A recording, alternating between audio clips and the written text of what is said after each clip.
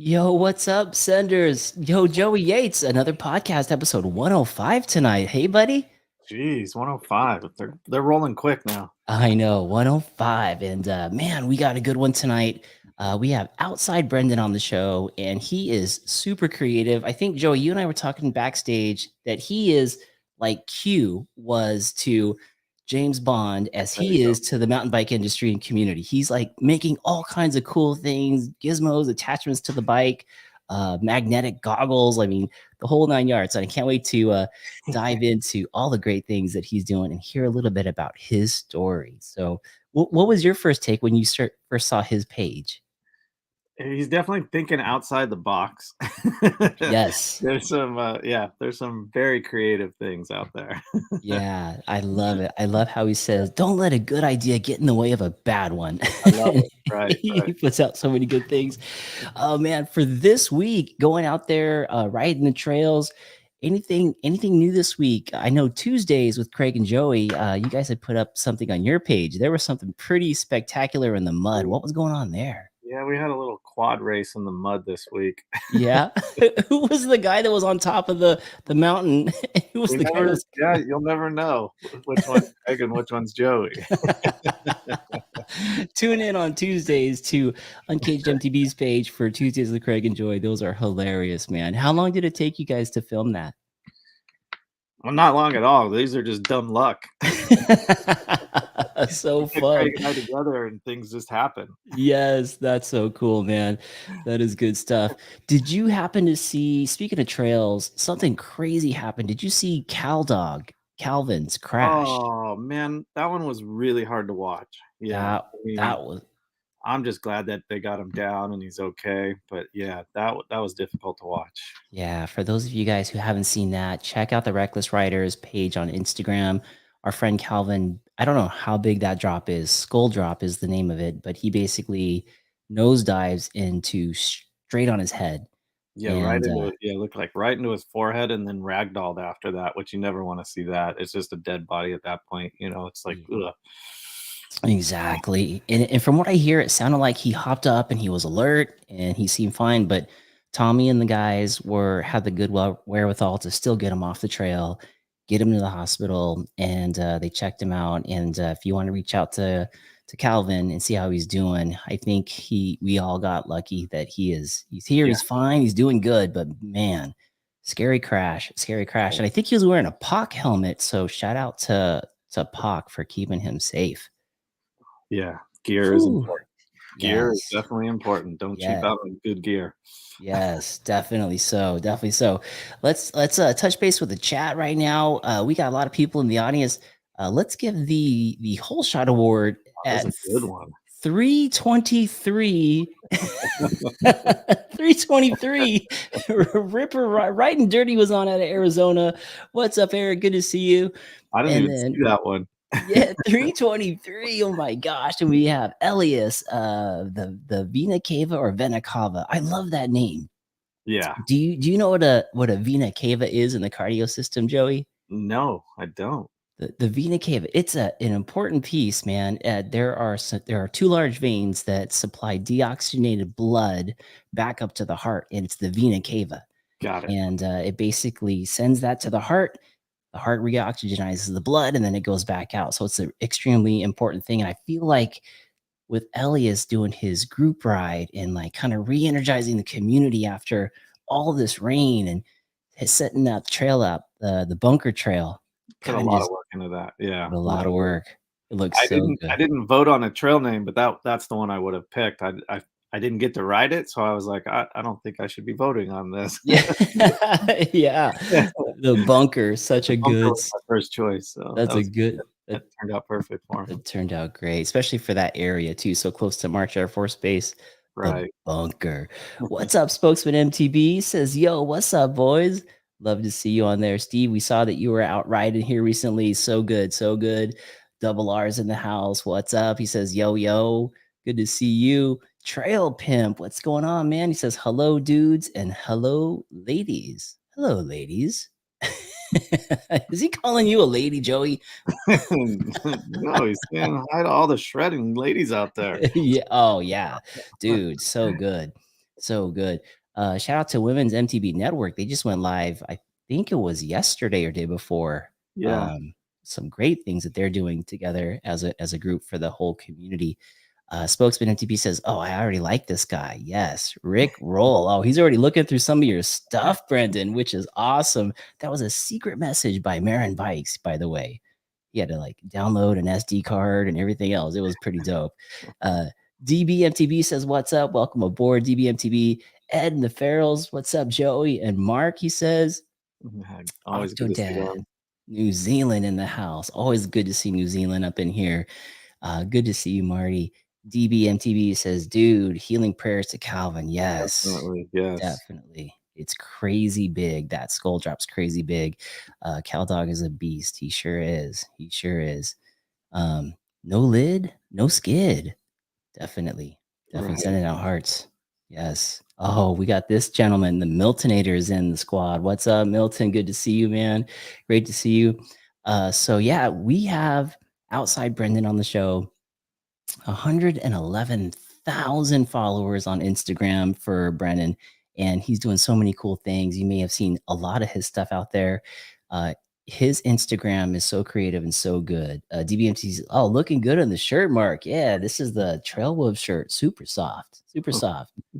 Trail Wolves. It's a cool community out here in Southern California. They actually, Joe, have you heard about this group? No, I haven't. No. They started out as like off-road, and they started noticing a lot of guys were and a lot of girls who were on these off-road adventures would bring their mountain bikes, and they all started mountain biking and having a blast. And now the Trail Wolves are a mountain bike and off-road group. Oh, And that's awesome. yeah, they're just all about community, which is super cool. So Nice. thank you. Thank you, DBMTB. Scott's in here. He says, "What's up from the Narkansas crew? Always good to see you. Hey, we may be in your neck of the woods in May because the Bentonville Bike Fest is coming up." Crossing fingers. We didn't say it too loud. We don't want we don't want the we don't want to say for sure yet. Line things up. Exactly. But let's get our guest on Instagram. We have Instagram live going on too. We see you guys in Instagram land. Feel free to chat away, ask questions as we go along through this too. What's up, everybody? Good to see you. Good to see you.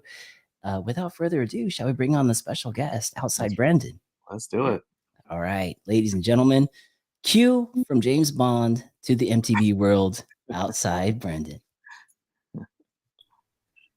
Yo. Hey, Brandon, what's going on, brother? Hey, thanks for having me on the show. This is fun. Dude, thank you for being here, man. I'm a fan of your channel. I love all the stuff that you're doing. It's so creative. It's like it's like you're like in your lab in the garage doing all your things. How did you start with this? Did you get like a 3D printer and just go crazy, or how did this all start? Yeah, I think the very first thing I made that was for bikes was actually I used to be into metalworking a lot, so I made it's like a metal watermelon holder that like went on the back of your bike. This is like way back, and before I even thought of doing like a channel or anything, and that just is like really popular among my friends and stuff like that. So it kind of got the wheels turning. And then yeah, I was an engineer. I'm like engineer by training and product designer, and I kind of got stuck up in Canada during the pandemic. Border closed. My wife's Canadian, so I'd gone up to be with her to visit, and then they closed the border and couldn't get back down south unless I didn't want to see her for the next, ended up being like a year. Wow. And so I just started like learning how to edit, and early, like late 2020, I started posting product videos. The whole thing was inspired because I think it was like a ceramic speed ad where they were advertising like a aerodynamic derailleur cage. And I was like, just like the marketing is fun, silly, totally over the top in the industry, and I just kind of wanted to like riff on that. And so I just started making kind of goofy products, and I try to like stay in, what my wife calls the uncanny valley, where you can't really tell whether it's a joke or not. And those are always my most successful videos, or the ones where you're not quite sure whether I'm kidding or not. And yeah, those are always fun. That's awesome. What's a good example of one of those uncanny videos? I mean, that did really well on your channel that you can recall? So there's a couple. One was I think number one would be the bike winch. Like I just put a winch on the front of my bike, and it was like a little RC car winch, and it was like when you don't have enough traction, and then it just shows me like hooking the winch up to a tree and then hitting the remote and like pulling myself out, and that was like, yeah, like, you know, half the people were like, yes, of course this is a joke. And then the other half were like, dude, you are so stupid. You could just pick the bike up and carry it out. I thought it was real. Thousands of hate comments. And so then I followed up on that with a couple more, like when you can't get enough traction videos. One was like little traction mats, like Max Tracks kind of things. So I like spinning in the mud and I like stuck the Max Tracks underneath. And that was actually big because Kabi Lam, you know, he like debunks the life hacks. He actually stitched my video on TikTok with like the Max Tracks, and he was like, you know, doing his thing where he like pulls the bike out of the hole. Like obviously it's easier to just pull it out by hand, but yeah. Whoa, that's huge, man. Yeah, it's pretty wild. That's wild. And I did see one of them where you're like on a lake and it was frozen. Yeah. Traction video. So that was in Toronto. I was living in Toronto for a while, and that was like our winter activity. You know, it was like, it's very flat there. There is a surprising amount of good mountain biking there, but it's very flat. So there's not really any riding in the winter unless you want to ride indoors. So we'd often go and like set up the tires and go rip around on some fresh ice. And it's just like such a unique backdrop and such a unique setting. Yeah. I actually, interestingly, I get a lot of attention on those videos from people in other countries, like in Southeast Asia and India. People that don't see ice very much are like blown away by the ice videos. And I always think that's super cool. It's a really cool way to like connect with a totally different culture, you know, because there's no words in those videos, and so they can understand. You know, it's easy to understand each other, right? Just like, yeah, right. They see the image, the music. I'm still laughing. I've never seen this video, and I'm still laughing at this. Here it is. For those of you on iTunes and Spotify, this is one of the traction videos where there's a winch coming out of Brendan's bike. He's literally hooking it up and pressing the winch. I think my first question would be, has Seth's Bike Hacks reviewed any of your products yet? No, I actually need to send him. I need to send him some things. Yeah, even if they're not real, you need to just send them to him. Yeah. One that I made recently that was super popular was the cookie warmer for your outbound lights. So they have like a heat sink through them, and it's a little like, looks like a little grill. It adheres to the top of the light, and then the air from the heat sink comes up and warms up a cookie. But I know that Seth runs those lights, so I want to send him that. Yeah. And I want to send him like a custom sprocket, because that the sprockets have been super popular. And yeah, I gotta get that stuff to Seth. I think he'd enjoy it. What sprocket would you design to send to Seth? I'd have to make like a Berm Peak sprocket, or maybe like you know, maybe like an Oscar, you know, Oscar the Frenchie sprocket or something. Sick. Yeah, you had a ton of good ones, man. You had like Batman, the hand with the nails on it. That one you did for normal. Fun. Sorry? Oh, the one that you did for normal, was that just a logo piece, or was that something that you could actually use? Oh, no, that was just a little logo piece. I actually had like one of the prototypes here. I don't have the gear one, but that's sick. just like his channel logo. That's dope. Yeah, it's fun. I was like playing around. I got a new 3D printer that does colors, and so I was like going crazy with the colors. Yeah.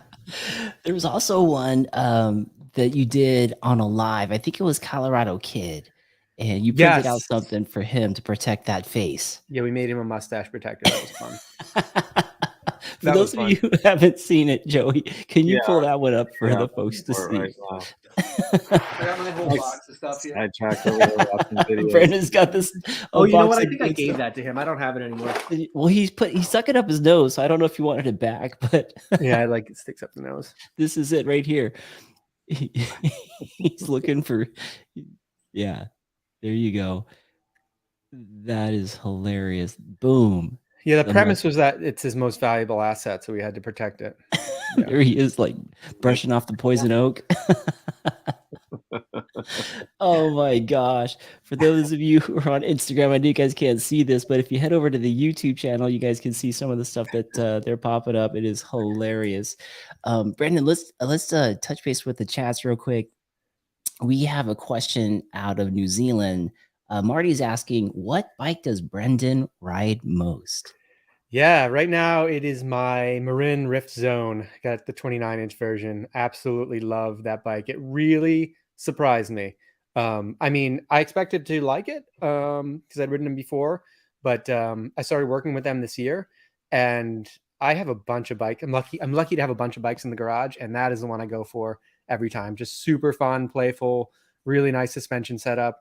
I think it like really redefines kind of like the budget, so-called budget category. Nice. I have a problem with that category. I mean, $3,500 is still a lot of money. I know, But, right? And they call that the budget category.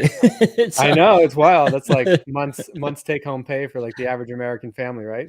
Right, So exactly. With that bike being so playful, is it like more of a trail bike? Is it like a 150 travel or a little less travel or it's a 140, 130, and it's got the Marzocchi fork on the front and Fox in the back. The 29er feels a bit more like a trail bike, which is what I wanted. It's still very playful, but things are pretty chunky around here, and those bigger wheels just help you roll over some of that without blowing through all the suspension all the time. yeah, and your area, I believe you're Southern California. Is it Woodland Hills area? Thousand I'm in Oaks? Thousand Oaks. Yeah, Okay, it's pretty dude. chunky. Yeah. Yeah. Yeah, there were some fun trails. I was coming back from a meeting in Monterey, and I stopped and I met Sean, California MTB, I and miss he took Sean. me to some of those trails out there. And I think there was one called Spectrum. Yes. It's super fun. And then the one that we ended on was like a fun little jump line. Is it Happy Endings? Am I Yeah, off? they're all right here by our Dude, house. Yeah. so good. So that bike is gotta be perfect for that area. Absolutely perfect. Yeah. Yeah. I always prefer personally to be a little bit under biked. I know a lot of people go up to like the 150, 160 category around here, but I like to make up for it with running the 29-inch wheels. And I like that light, playful bike feeling. Yeah. Like Yes. to get off the ground. So yeah, something Yeah. you can throw around. Yeah. Oh man, that's awesome. Trail Pimp is saying Marin bikes are legendary since 1986, Fairfax, California. That's good trivia. Yeah. Dude. Yeah. Wow, Trail Pimp. Look at you, buddy. That's awesome, man. It I was so stoked to start working with them this year. I think they're just a great like fit for my channel. Just a really fun brand. I think they're really good at making good decisions about value on the way they spec out bikes, and they're all super fun to ride. yeah, they're beautiful bikes too, man. Beautiful bikes. Is their badge the Oso, the bear Yeah, the on the bear. front? Yeah. Yes. Yeah, that's cool. Kyle Edward was saying, Yeah, give the us a mullet. mullet shake, Brendan. There Right, you growing it out go. a little bit. There you go, Kyle. That is awesome. So you're working with Marin this year. Did they approach you? Did you approach them? How did that all work out? Um, I don't remember who contacted who first. We kind of chatted for a while just on Instagram, and then when kind of this, I had been working a little bit with GT previously, and then kind of nobody in the middle of last year, and then we just started talking like the end of 2022, and they're like, "Hey, we should set something up, set up a Dude, that's contract." awesome. So yeah, That's awesome. Man, super fun. congratulations. Thanks. Congratulations I'm on that. so lucky. Yeah, Dude, such yeah. good bikes over there too. Um, Speaking of bikes, let's get a little bit back into the history of your riding. I noticed just noticing you were on a live with Colorado Kid, and I noticed you doing like a wheelie, like kind of like hopping on it, a little bit of like look like trials type of skill. I've seen you at Sky Park, like kind of manualing and having a good time and throwing the bike around. What is your background? Because you are very skillful on the bike. Yeah, so when I was younger, like in high school, I really got into trials, and I was like riding I was actually riding a unicycle a bunch, and I had like a Oh, old, I think, Haro dirt jumper that I had a derailleur on, and was just like set it up for doing a bunch of trialsy stuff, like whatever I could get cheap as a high schooler, right? And then when I got to university, worked at a bike shop as a mechanic, and raced downhill and dual slalom for 4 years. So that was super fun. Wow. Yeah. Dang. And kind of like that's what got me into the product design thing, you know, like stoked on designing stuff for bikes just because yeah, racers are always talking bike tech, you know. Yeah. Yeah. Like the mud leveler that you put where the water bottle area should be on that one. And the racing scene wasn't really for me. It was a little bit too intense for me. I enjoyed it, but I would kind of just enjoy the view from the chairlift as much as I'd enjoy, you know, the downhill run. So I knew I was never going to be like a career downhill racer or anything, but yeah. Dude, and then the trials, did you start with trials and unicycle? Like your balance is unbelievable. Is that what you started with or? Yeah, yeah, probably. That's like when I first really got into riding. I mean, early on, or like as a young kid, I had a BMX bike. Kind of feel like everybody starts on a BMX bike. Yeah, so and good. then my first mountain bike, I just kind of got really into riding trialsy stuff on it, and I would just like hop around on my back wheel, and you know, Dang. I'd be like in the winter, we had like a unfinished basement, and I would like set up 2x4s and cinder blocks and like do a bunch of skinnies and stuff like that. So wow, yeah. No wonder. I saw that little blip on that live, and I was like, dang, yeah. And then when we saw each other at Sky Park, I saw you like throwing some just casual manuals around. I'm like, Sky Park's a lot of fun, huh? Yeah, dude, was that your first time at Sky Park when the day that I saw you? It was my first time, and it was just such a blast. So cool. Like the format, we don't have anything really like that out east that caters to e-bikes. Just like get yourself up the hill on a nice climb trail and then take your pick of a downhill. Yeah, super fun concept. Yeah, right down in the village, and like the whole family can go, which is one of the great things I love about Sky Park, because whoever's not riding can be with kids if you have kids, and you guys can like go play around. They got the Stasics for the kids. They got the zip line, the bow and arrow, all kinds of stuff. And then you can meet them right there. All the trails kind of come down to the village, which is dope. Yeah, it is pretty cool. Yeah, I'm glad you like that. And I couldn't believe that day. I found out later because I saw you, and then we were gonna like do a couple laps and then kind of rendezvous back together and try to figure out how to get you on the show. And then you were gone, and I was like, oh man, I lost him. Dang it, opportunity missed. Come to find out, like 6 months later, that you had to go to the hospital. I was like, holy crap, what happened that day? Dude, that was like maybe my third week in California. I had not ridden very much, and the dust got me. I just washed out so hard going. There's like I don't remember the name of the trail, but there's like a right-hander lip into a berm, right? And I just slid out going off the lip and just slammed my chest down on the top of the berm, and I sat up, and I just immediately felt like I had inhaled a milkshake, just like full of fluid, and that just started like coughing up blood. It ended up being nothing too serious. It was scary, but it was just a bad bruise. ER doc suggested like, hey, next time try to exhale before you hit the ground. But it just like burst a whole lot of air sacs all at once, right? It was enough to really kind of fill up. It was a scary feeling.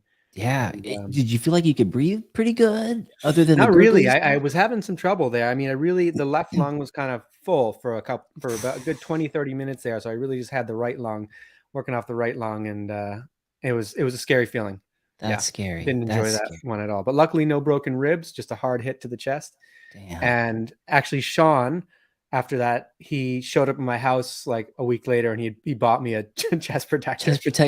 Fox Pro Frame chest protector. He's like, you need this here. Yeah, you never know when. I never ran one out east. So, wow, welcome to Southern California. Dang, man, we got to get you back to Sky Park. Yeah. We got to get you back to Sky Park, get you some redemption on some of those trails. Let's check in real quick on Instagram, since we have two things running here. We have a lot of people on Instagram that were popping in. I did see somebody that was saying what's up to you, and I am trying to find it. Like, it was going so fast. Somebody said yo, and it's probably one of your followers, and I'm trying to give them some love. While I look for that, I can also look over here on YouTube on YouTube, we got some questions for you. Marty out of New Zealand's asking you, what is Brendan drinking? Oh, this is, I don't know. This is just in our fridge. It's a hazy Ireland. IPA from San Diego. It's good. Hey, hazy IPA. Hazy Harlan IPA. Brewing. Yes. Yeah. Love it. Yeah. There you go. Yummy. Yeah, pretty good. Elias is saying, yeah, yes, let's go, Marin. First MTB I had was the Marin Hawk Hill. Ooh, cool name. Marin Hawk Hill. Hawk Hill. Joe Pimp is saying, hey, Nation, the video you put out with oh, yeah, Al blew me away. Yeah. I could not believe that jump. Exactly. Kyle Edwards is saying, do you still have the MTB Crocs, Brendan? I do. They're kind of, I don't have many accessories on them right now, but I do have the, oh yeah, there's one. Nice. Yes. For the folks on Instagram, we're looking at the screen here, and OutsideBrendon has created all these parts for the Crocs. They're called the MTB Crocs. That was a fun series. What is it that you're putting on these things right now? Well, this one, I've taken most of them off because they've kind of been transformed throughout the Dude, series. you made right it now, on I still have the clipless? cleat on the bottom. But I have like, these were gibbets that had like Allen keys in them. And then we had a holder for a pump and tire levers. Just like, yeah, I don't know. I try to, whenever I'm making a video, I try to think like, can I appeal to people outside? Would a mountain biker like this? But also, would people outside the industry enjoy watching this? And so I try to bring in stuff like Crocs are just universal. Yes. Like really polarizing. Right. And so they always get a lot of feedback. Yeah, you love them or you hate them. Yeah. Yeah. Crocs are awesome.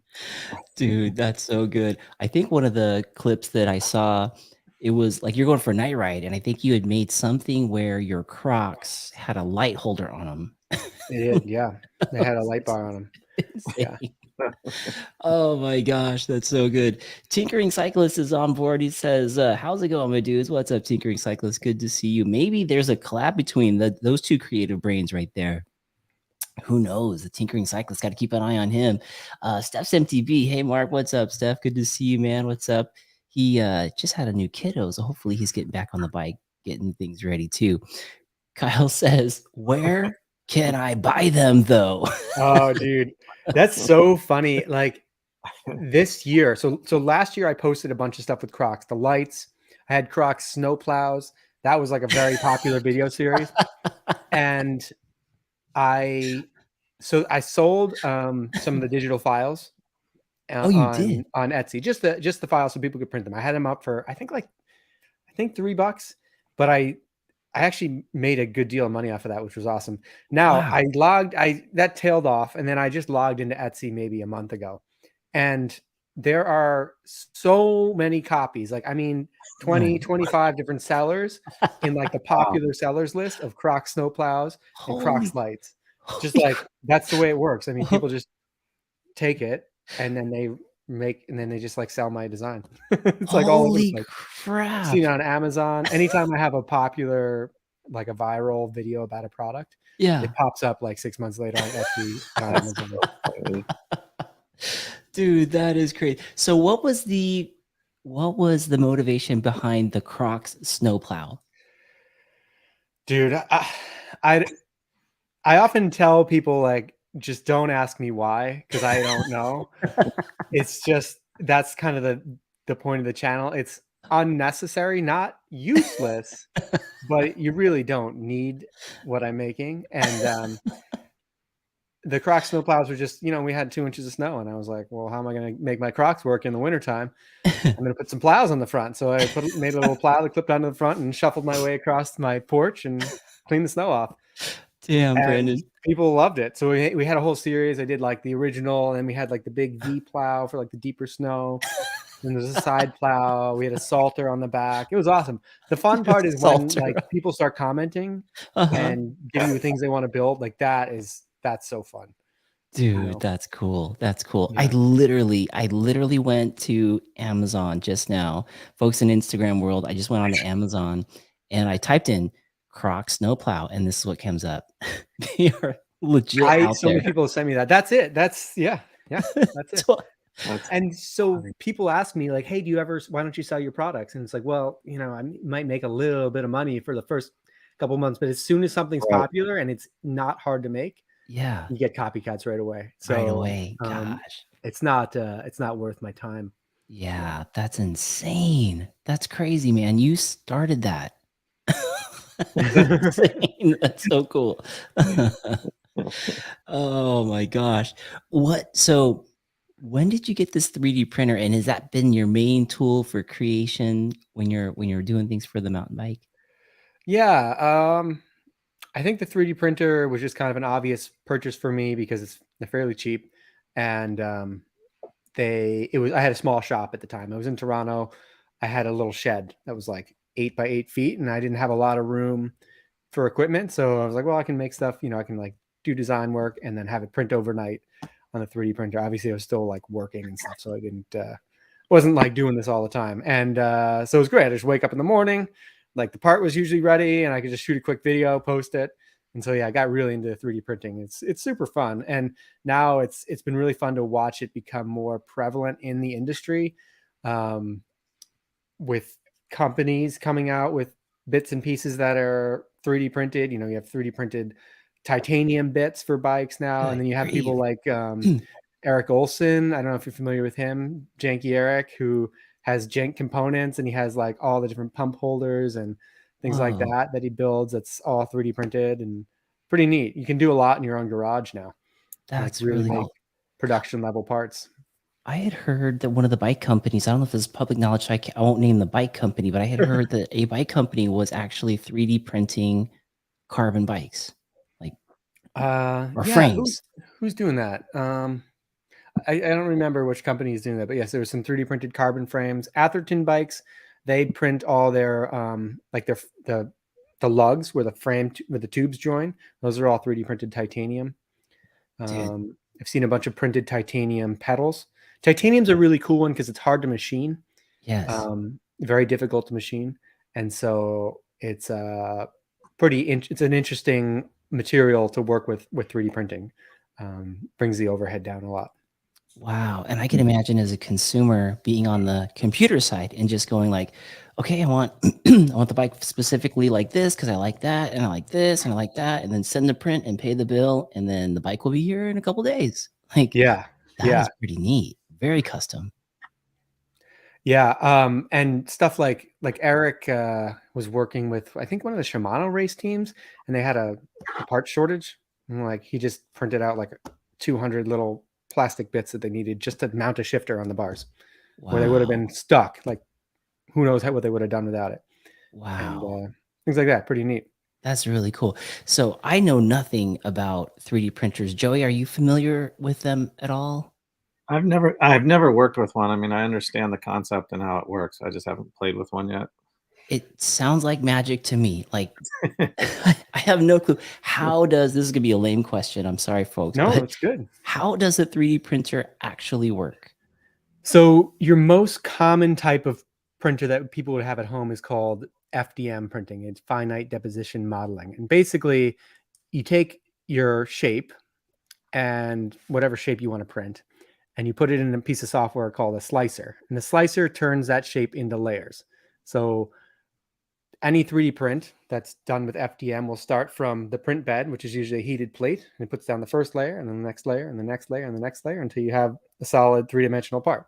So it's kind of printing like a traditional printer, 2-dimensional, but then you're just stacking those 2-dimensional layers one on top of the other until you have your part. And so where it's gotten better is the machines have gotten far more precise, and you can print different materials. Like I print a lot now with carbon fiber infused stuff right at home, and higher temperatures, so things stick together better. Dang.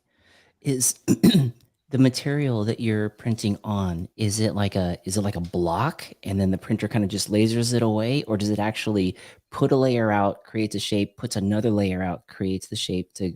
Yeah, exactly. So I'll show you. It comes on a spool. Let me get a spool. suit. Let me get a spool of filament. Oh yeah, Joey's got one here. The B Wunker biker. Yeah, and you can see that. You can actually see the layers. Like if you look close, you can see. Oh yeah, it's just stacked on top of each other. That is a vertical GoPro holder for social media for Instagram. nice. That was printed by B Wunker, biker one, Robert. But can you see those lines? Yeah, nice. I make a lot of those vertical GoPro mounts. They're great. so that's from a spool, not necessarily like. So you got the spool here. Okay. Yeah. And it just runs out, and this little picture like a really high tech hot glue gun, right? And this little bit goes into the hot nozzle and gets put down in very precise locations on the build plate. Whoa, that's crazy! Holy crap! I had no idea. Some of the skill that goes into 3D printing is optimizing your design for working with a 3D printer. So you don't want to have it with big overhangs where you want to avoid having like big overhangs where you need extra support material to hold it up while it's printing. There's a lot of kind of thought that goes into it. Once you start designing for 3D printing, you kind of design differently than you would for machining on a lathe or a CNC mill. Yeah. Wow. So if you're kind of a beginner at this and you go out and you buy a 3D printer, you buy a spool, and you're looking at the slicer or that software that you're talking about, can you just like upload a picture of something that you want, or do you actually have to design it in the software? So usually the first thing that people do is they go on to a website like thingiverse.com, which is a big repository of 3D printable pieces. And usually they're in a file format called the .stl. That's a shape file. And you just bring that into your slicer. Usually the printer, if you buy a printer, it comes with an SD card with a copy of that software on it. Okay. And bring it into the slicer and go from there. Usually it's pretty easy to get started. Wow, dang. So Thingiverse, and you could buy like an STL or something that you're trying to do. Jeez. So yeah, there's a whole lot of people I know that are into 3D printing that don't do any design work at all. They're very interested in like 3D printing as a hobby. I'm not actually very interested in 3D printing as a hobby. To me, it's just a tool to get the job done. Yeah. And I'm more interested in the design side of things. If there was a better way to rapidly prototype stuff, I would happily do it. But 3D printing is just the easiest way to do it. Dang, Brandon.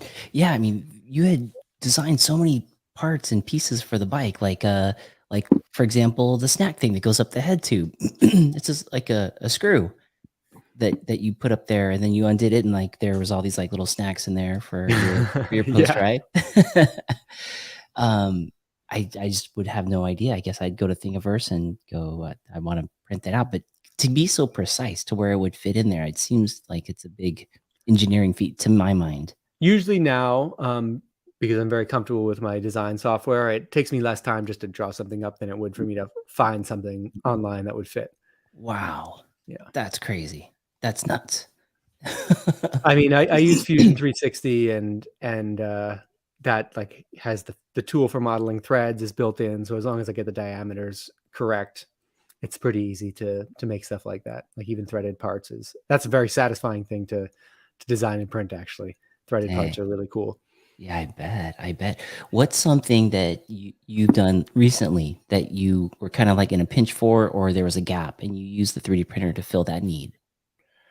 I think the most recent would just be a vertical GoPro mount. They're like just super handy. I have a Hero 7, so I like couldn't really find what I needed, so I just drew one up and printed it out of carbon fiber PLA. It's great. Damn, looks great. Brandon's a magician. He's a magician, Joey. I wish I could do this. This is so cool. Let's see. We got a question here in the chat. What's up, Nick? Nick MTB 316. He's asking, Joey, what brand is that helmet behind you? Looks nice. Is that a YT helmet? No, it's the 6D helmet. Oh, interesting. Yeah. Speaking of all those shapes and angles, that 6D, 6-dimensional. This helmet on the market right now. There's a lot of design that goes into helmet making. Right now, one of the companies that supports you, Brendan, is, and I'm glad you're here because I was butchering this name, Jiro. Yeah, I think that's how you say it. Jiro. Yeah. Okay, thank God. Whew. I said it once wrong, and somebody jumped on me, and I'm like, "Ah, damn it." Those helmets are nice, and what is, like, specific about those helmets for you? I actually just I was wearing them. I've been wearing them for a long time just because they fit my head well. And kind of like years ago, went into a shop and tried a bunch of helmets on, and Jiro ones just fit me really well. So I just kept buying them.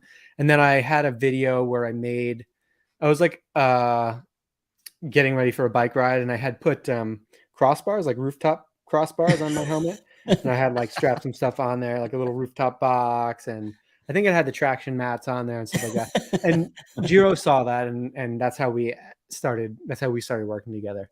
Oh, Yeah. cool. That's really cool.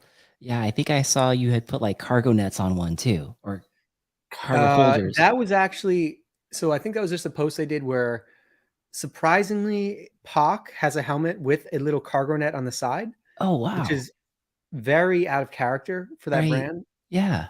It's a gravel helmet, and I just posted it like, no way did they actually do this. I thought it was so funny. Oh, I thought you made that, but it was actually No, made by it's like feels like something I would make, right? Yeah. I thought, "That's cool, man." You could put, like, a snack in there or something. Yeah, I guess. Spokesman up in, Durango is saying, "Hey, man, what software do you use to create your models?"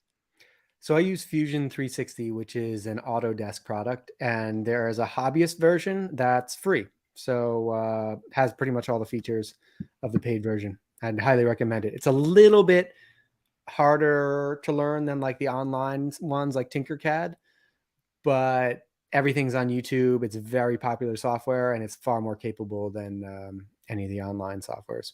Wow. There you go, Spokesman. I wonder if you were using something similar to that. I know Spokesman's into that world as well. Is this the Euro helmet you currently Here's a helmet. This must have been posted around Halloween, maybe? Yeah, goofy ass Halloween video. For the folks, what's up, Instagram? We see you there. There is a new idea that Brandon was doing here. He's making a helmet out of pumpkin. I thought this was very original, and then like the same day I posted it, I think like 5 or 6 other people also posted videos with pumpkins on their heads, and I was like, Oh, You're like, this is obvious. Should have known. so just so we can, like, as we follow your channel and we watch all these things unfold, are you just like clicking along through life and all of a sudden you're like, dude, I've got an idea. I got to go do this. I have a huge list. I mean, it's growing. The list is growing faster than I can actually keep up with it, which is great. I mean, it's great for the future of the channel. And a lot Yes. of it is I'm moving more into some longer format videos right now. Okay. Because we're kind of doing some more like complex projects, which is ultimately where I want to go with this. I mean, I love making the fun, small inventions, but I really want to do some bigger projects. A couple I've got coming up are like 3D printed airless tires. So kind of on the realm of like ridiculous, but also useful at the same time. Yeah. Would that work? Can you do that? Yeah, I think it's going to work. Yeah. And I'm going to make them at home. They're going to be in multiple sections around the rim. Dang. And so I'm working with stands, and I just thought of, stands, no tubes. And I was like, what if we did stands, no air? And so that's what I was thinking of. With the airless tires, 3D printed airless tires would be pretty cool. Dang. Man, Joey, I think I may have this all wrong. I said he's Q for James Bond. Yeah, right. Like to them, but I think this is more like Tony Stark. There you go. There you go. Oh man, this is cool. On Instagram, the Go Engineer says, "Yo," saying "Yo" to you. What's up? And then we have a question here. It looks like Nate Hurwitz is saying, "How many ideas are proposed by you to sponsors versus projects proposed by sponsors to you?" Also, hey, Brendan. So Nate is a friend of mine that we went to university together. I haven't seen him in years, but we follow each other on social media, and he's like always supporting me. So it's great. So hey, Nate, thanks for being here, dude. We rode bikes together in university. He's a very good cyclist as well. Nice.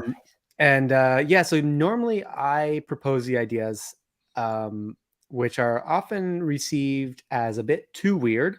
And then we kind of tone them down a little bit. So usually I'm proposing something and then the sponsor is kind of toning it down a little bit. To fit into, are you allowed to share an example of that, or is everything still not come out yet? No, I'm trying to think. You know, I think sometimes it's just too silly. Like we did, like I did recently. Usually it's okay. So usually a sponsor will say, okay, I have this product we want to showcase, and how can you showcase this thing? So with Jiro, they had a shoe they wanted to showcase, and I was like, okay, cool, it's got boa on it. Let's make it self-lacing. So for the video, I like had motorized the boa system, and I had like a handlebar remote. What? So you'd like stick your foot in, and it would self-tighten. And the first rendition of the video was like super silly. And then they were like, hey, can you tone it down a little bit? I'm like, you know? And it's great. That's always somewhere in the middle always seems to be right. Yeah. And we've had some great like successful projects together. Wow. We're looking at it right now. Joey just popped it up on the screen. Like, is that actually a working model? Can you ride that? Obviously it was tightening up for you. Look at that. It does work. Yeah. I mean, I wouldn't say it's too practical. So in this case, that's a small little servo, like an RC car servo. And I modified the servo so it would spin continuously in either direction. But inside the shoe there is a big battery. And for the clips where I was riding, I actually had a cable running up the back of my leg. And I had the battery in my pocket. You can kind of see the cable in one clip. I saw the cable right there by your ankle. Yeah. Yeah. Yeah. That is, there's like a bit of smoke and mirrors. That is so cool. And now the button was on your handlebar? The button was on my handlebar. Yeah. It was just a little Bluetooth thing. I wonder how many people actually went on the website for Jiro and looked for the ones that do it themselves. So that's where we have to, like with a product like that, we have to make it clear that it's not an actual product. Because if it's too far into the uncanny valley, it does create some problems for the sponsors. Got it. Yeah, they're gonna want those. Kyle Edward is saying Brendan becoming the new Seth from Burn Peak. No doubt. No doubt. Oh, that's man. I don't deserve that, but Seth's awesome. I'm stoked to see that Seth got a 3D printer. I don't know if you saw any of his videos with 3D printing, but super fun. Yeah, Seth, if you're watching this podcast, maybe get together with Brendan. You guys can think of some cool collabs together. Mountain Bike Q&A out of Miami saying, oh, okay, I was watching on Instagram. Oh yeah, he was on Instagram. This is better now. He's over here in the studio. This guy is nothing short of genius. I love it. I love it. Can you tell us a few of the things on your list that might be coming out if we're following you? And folks, if you're not following OutsideBrendon, it's OutsideBrendon. I put it here at the very top of the chats. You got to check it out. Yeah, let me get there. Okay, so a couple things we got coming up. I'm trying to go into the like not necessarily just like trying to explore some new mediums. So one thing I got coming up is liquid cooled chamois. Dude, that would be nice. You can imagine you put some like it's like your typical bike shorts with the chamois underneath, and there's an inlet and an outlet. So the inlet comes from your camelback on your back, and the cold water flows in, cools down the nether regions, and then comes out the front and goes up to your mouth. Nice. So liquid cooled chamois. I mentioned the 3D printed tires. What else we got? Maybe you do that one with Colorado Kid because he does have the chamois butter, and if you eat that popcorn, you need something to drink. Dude, that is disgusting, man. That's so grossed out when I watched that video. No. I want to do this project where I kind of make stuff like for all the local trails, kind of have like a little, maybe like a mascot or like a logo, and print a bunch of them and kind of hide them along the trail or put them at the trailhead for people to find. I think that'd be super fun, interactive project, and then people can tag me when they find them. Like little 3D printed things, maybe something useful. I gotta think of that idea through. But I love those collaborative projects. Oh, that would be cool. What's the thing that people do when we see them out on the trail sometimes? Is it geocaching? Yeah. Yeah, maybe something along those lines where you're out mountain biking, like, I'm gonna see if OutsideBrendon put some stuff out in this area. And then, you can kind of find like, oh, dude, I needed this Allen wrench thing that clips onto my frame, or who knows what it is, Yeah. That's cool. That's very cool. Spokesman MTB, he says, I'm a follower now. Love Yo, it. thanks. I Yes. appreciate that. Yeah. He says, what up, Mr. Tinkering? Oh, they saying hi to the Tinkering Cyclist. Looks like I got to go follow that guy, Tinkering Cyclist. Is he on Instagram? Yeah, check out the Tinkering Cyclist on Compelling, Instagram. very compelling account name. Yes, he's Cool. for the folks who are interested. Oh, he's Check already out following me. I'm gonna follow him back right now. Oh, cool yeah, stuff. yeah. There you go, Tinkering Cyclist. I love it. I love it, and the collaboration may begin. I can't wait to see what these guys come up with. So, how are you liking California so far? Have you lived here before, or is this your first time in Southern California? No, never lived here before. I'm from New York.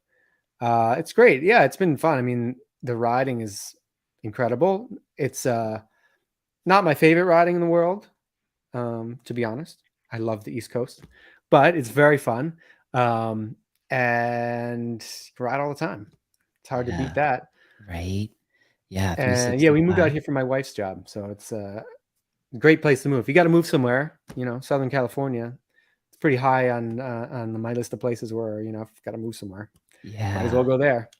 What have you found in the area that you kind of found yourself gravitating to for riding? Where would we find you if we were in the wild? Dude, Rocky Peak. Do you know Rocky Peak? Yes. I've never That's been to Rocky Peak, but so fun. man, I mean, one of my top 10 riding spots of all time. The builders there are so good, great community, like really gnarly riding, super fun stuff.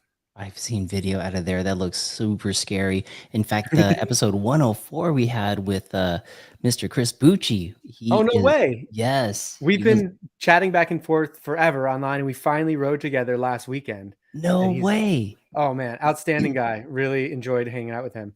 Yes, yeah. Yeah. Wow, crazy that he's 104, you're 105 too on the episodes. Like That's so funny. Yeah, he's an incredible builder and just puts a ton of effort in out there. Was he able to show you some of those lines? I think that the trail that he likes to build on is a very old trail that's been out there for a while, and he's been caring for it. He's got his zone out there. He showed me where it is. We didn't hit it up this weekend just because there was an event going on, and still it took a hit during the last set of rain, so it's not quite ready for the general public yet. He's got some big features on his in his little zone there, but Yeah.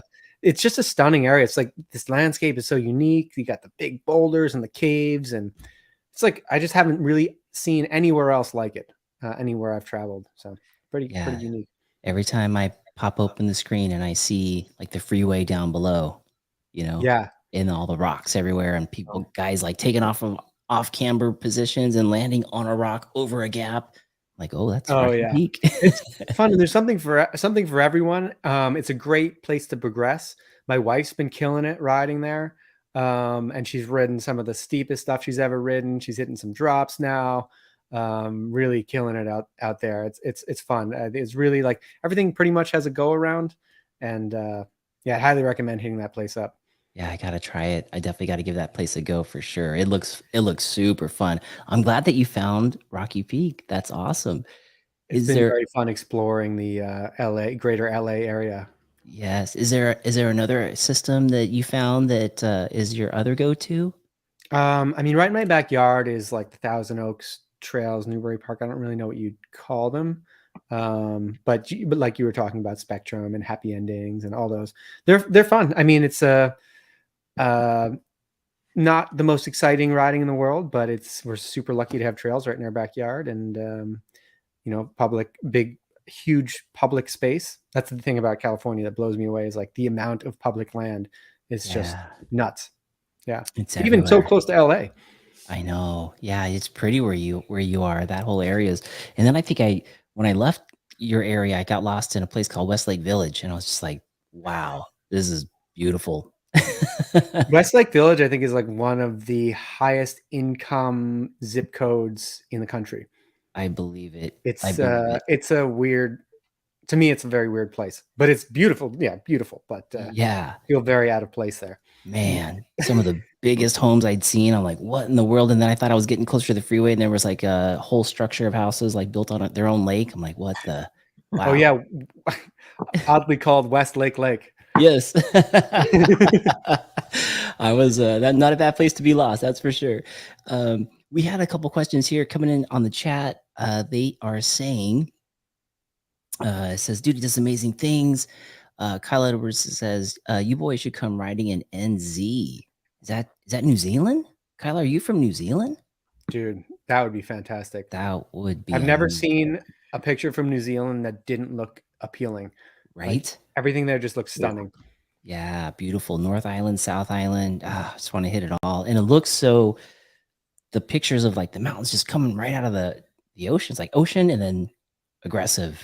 Yeah. mountains. So like the recent geological activity, the sharp peaks, such like young mountains, you know, and everything's so jagged still. I bet they've got some sweet stuff out there. Kyle, I bet you got some awesome trails out there. We would love to get out there. Elias is saying, what is your day job, if you are allowed to share? What is my day job? This is actually my first year of doing this as my day job. Whoa. I started the channel not quite 2 years ago. And yeah, this is my first year kind of doing this full time. So I'm really trying to pull it together. That's why I'm chasing, you know, luckily I've been growing on YouTube quite a bit, which is great. And TikTok quite a bit. And I'm really fortunate to get to work with a lot of great brands, which has been, you know, making it possible for me. And yeah, working on long format, I think, is really going to be sustainable in the long run.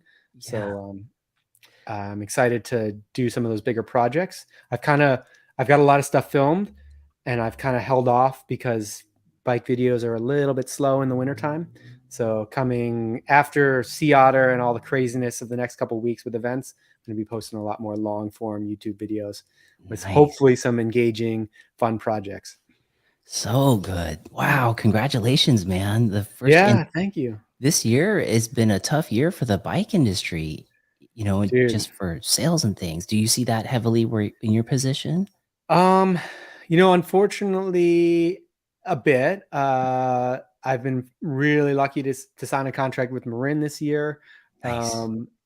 Jiro they suddenly had a shakeup a couple of weeks ago where they laid off. You may have heard about this, but it was online. They laid off like a huge portion of their staff. Yeah. I have no idea where I stand with that contract.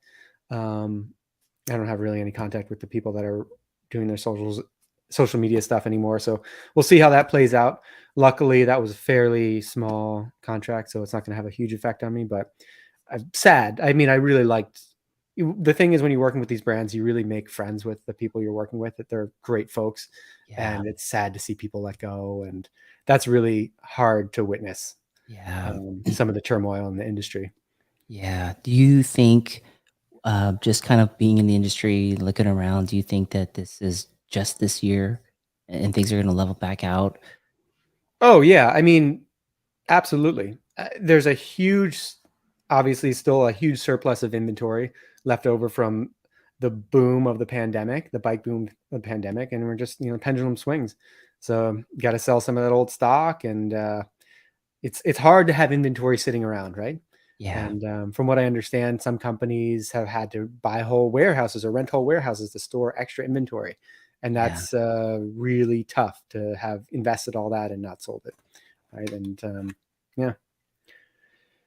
I do work. It is stressful. I mean, to have it as my first year, but I'm super lucky to have Marin and Jensen USA is supporting, a really strong supporter of the channel. Oh, that's a good company too. Yeah, Jensen fantastic. USA. I love them. Like, I've been ordering them from them forever, and so we got together this year on like working together seriously, and we signed a contract. But they're awesome, and super fortunate, like I said, to sign 2 new contracts this year, because I know a lot of people aren't that lucky this year. So yeah, gotta have different income streams. You know, there's money from views and brand deals, and in the industry, out of the industry. I think this is a great way. They always say like 7 7 energy or 7 income streams, right? Is kind of like the sweet spot. And I feel like this is a great place to be. You've got the YouTube, TikTok, Instagram, working with brands, ad revenues, bonuses, all kinds of different things that can possibly happen, you know?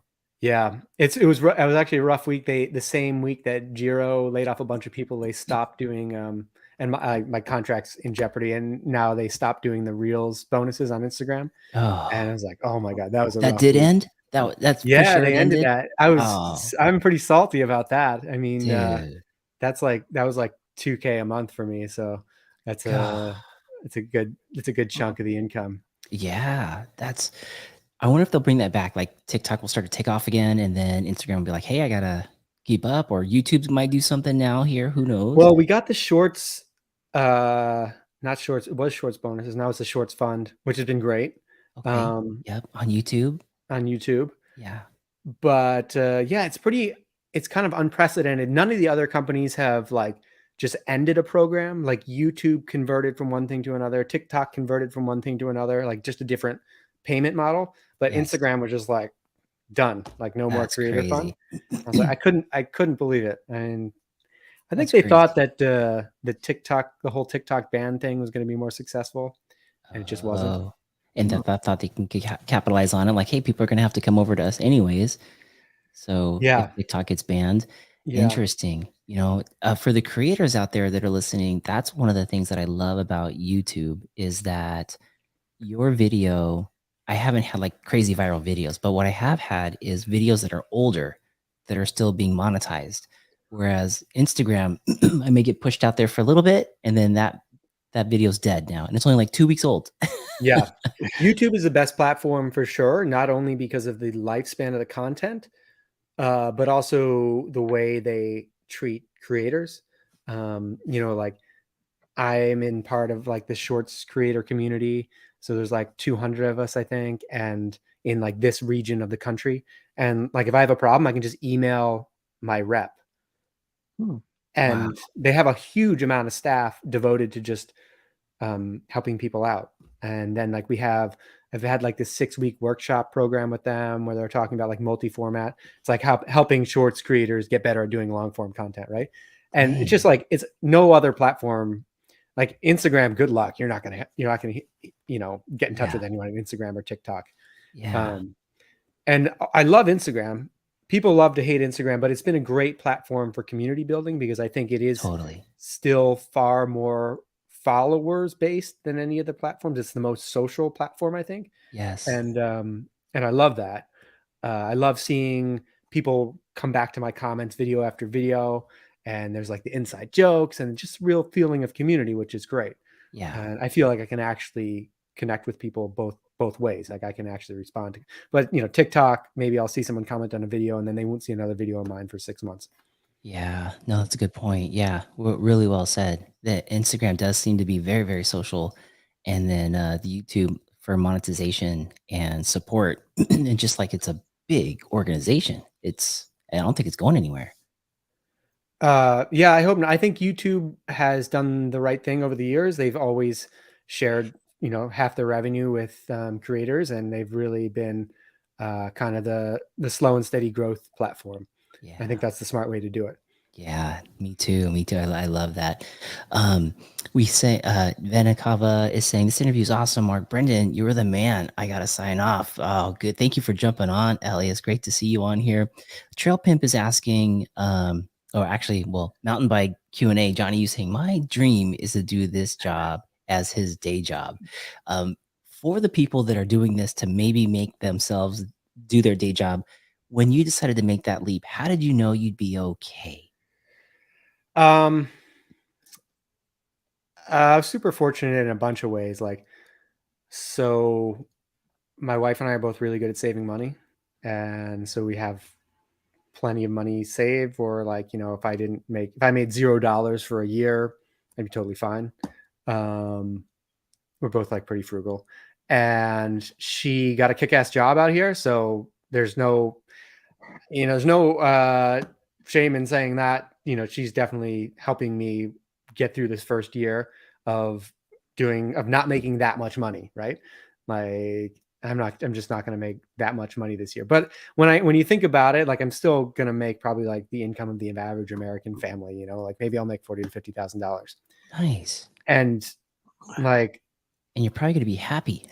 Very happy. That's the important and part. I don't have to pay for any gear, which makes a huge difference. So I can do my hobbies, you know, mountain biking, and I don't have to pay for bikes, which is massive. Consumption part, You know, right? very That's expensive. huge. And it's, you know, an investment, right? So like putting a ton of effort in this year to like really grow the channel. And so far it's been successful. Like a year ago, I had like, I don't know, I think I had like 20,000 subscribers or 20,000 followers on Instagram, 100,000 on TikTok, none on YouTube. And so it's, you know, quadrupled since then, which is fantastic. But it does take a lot of work. And especially in the first couple of years, it takes a while to see those rewards. But yeah, lucky that we're good at saving money. Lucky to have, my wife has a kick-ass job out here, which is why we moved to LA. And she was like, well, we're going to move to LA anyway. You're going to have to get a new job anyway. So might as well just make it what you want, do what you want to do, you know? Perfect timing. Yeah.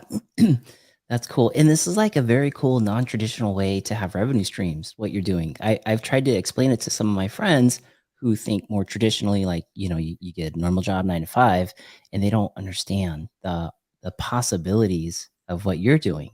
I do think that it's the fastest way to scale my income. Like it ultimately will result in far more income than if I tried to climb the corporate ladder, right? But it takes a lot of work in those first couple of years. However, with YouTube, especially, as you said, you have these like this content that's sort of evergreen. So it takes off pretty slowly, but then as it builds, as you get more and more videos out there in the world, suddenly, you know, compounding returns, where people are watching your old stuff and you're still getting revenue from those. And then you have 100 more videos after that are also bringing in revenue. But yeah, really, I think diversifying is the only way you're going to make it happen, or make it happen without any huge risk. Like I'm not I'm not super big on any platform, but kind of spreading it out among the 3 main platforms, and then working on, you know, you got brand deals, you got revenue from views, you got ongoing contracts. I do a little bit of consulting here and there. So really just diversifying. That's so good, man. I love how your brain's thinking around all those aspects. It's amazing. It's cool. We have Trail Pimp is saying, what bike are you going to use for the bike park? Rift Zone or Alpine Trail, Marin? Oh, any lift service stuff, I'll use the Rift Zone. It feels great. I really love jumping that bike. But for Sky Park, I've got the electric Alpine Trail coming. Ooh. So I'm stoked about that. Oh, it's man, like, come on, snow melt. Yeah, I know, right? Yeah. Oh man, Mountain Bike Q&A saying monetize. What is this thing you speak of? Yeah, it'll come. He's gonna get it. I think YouTube is doing a really good push here in the next year for podcasters. So I think oh nice. So Johnny, hold on there. I think we're next. Trump him saying Jacob in the house. Straight Line MTB is on. Geez, I can't believe we've already been on for over an hour. Folks out there in Instagram land, thank you for being with us too. I see more people keep popping on. As far as closing this, is there anything that you'd like to sign off with? Something that we haven't talked about that you want to make sure that we shared? Just yeah, big thanks for having me, and like huge thank you to everyone who follows and watches my videos. It's kind of surreal. I mean, it's just become so big in the past year and a half, and I just strive to keep it interesting and genuine. And if I'm working with a brand, means I really truly feel that they have good stuff, and yeah, not just trying to make money off people's views. You know? Yeah, no, and you can see that really comes across in your videos, in your reels, in your shorts, that you are definitely genuine about it. It's you, it's fun, it's hilarious, and I just love the fact that you give them the idea and they come back and go, "I love it, but let's tone it down just a little bit." But you're pulling them up, and then in closing, says. That Alpine Trail is electric. We have a couple more that are coming in. Johnny U's giving you the thumbs up and fingers crossed. Kyle out of New Zealand, he's interested to know what kind of car you drive. Oh, Back home in New York, I have a Honda Element, 5-speed standard Honda Element with like 350,000 miles on it. Damn, those It's things a run rust bucket. That's forever. why I didn't drive it across the country to California. And then we bought, right before we came out here, we bought a used Ford, like the Transit Connect, but the long wheelbase model. So it's like not the big Transit, like the little one, like 4-cylinder, but the long one. So we have like our camping set up in the back of there. Got some, like van it's like life. a little micro camper. Sweet. Yeah. Sick. That was the most we spent 15,000 on that van, and that was like 3 or 4 times more than I've ever spent on a vehicle. I was like, oh my God, dude, $15,000. That's insane. You are a true mountain biker. Your bikes in the garage are worth more than your cars. Oh yeah. I love it, Brandon. I love it. Mountain Bike Unit says, I know I was late, but such a great chat with Brendan. Yes, definitely. So Tinkering Cyclist saying, keep up the good work. I love what you were doing. Thanks, and Kyle saying, up the Honda. He loving that. Yeah, dude, we fully intended to drive that from New York to California, and then we were visiting some friends at their cabin, driving down this dirt road, and this little stick came up off my front wheel and went right through the floor pan, hit me in the foot. And I was like, pushed the floor mat up and hit me in the foot. And I was like, you know what? I probably shouldn't drive this to California. This would be a nightmare in LA traffic. Like a stick. Thank God it wasn't a rock. Oh my God. Ladies and gentlemen, this is OutsideBrendon. You guys, if you haven't followed him, get on Instagram. Check him out at OutsideBrendon. Also on YouTube. Where are you on YouTube, Brandon? OutsideBrendon on YouTube. Yep. Same everywhere. I don't know if I love that name. I just happened to get it on all 3 platforms, so I'm kind of sticking with it. Nice. OutsideBrendon. It's easy for us to remember. OutsideBrendon on YouTube, OutsideBrendon on Instagram, and OutsideBrendon on TikTok. Give him a follow. And bro, thank you for jumping on the podcast. It was a pleasure to have you. This was so fun. Thanks. So good. Pick up those Crocs on Amazon, folks, if you're out there. Shout out to Brendan for all the creative designs. We can't wait to see what else you have cooking, and we'll be watching. Thank you again, and we will see you guys all out on the trails. See you guys.